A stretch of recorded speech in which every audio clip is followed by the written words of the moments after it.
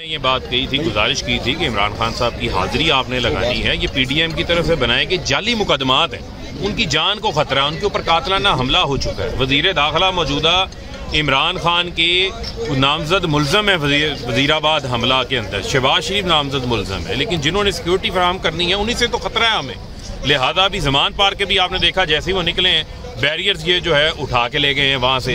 इमरान खान की जान की गारंटी कौन दे रहा? नवाज शरीफ की जान की गारंटी तो मांग ली गई थी, वो तो वहाँ डर के छुप के बैठे हुए हैं वहाँ पर।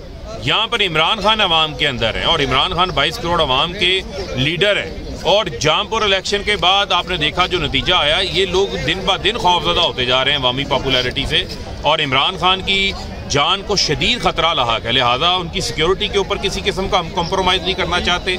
और ये टेक्नोलॉजी जो है, ये अदालतों को भी ये देखना पड़ेगा कि इसका भी इस्तेमाल हो सकता है। ये गैर मामूली हालात अच्छा, पाकिस्तानी तहरीक इंसाफ की जल्द से जेल भरो तहरीक जारी है, आप कब जो है?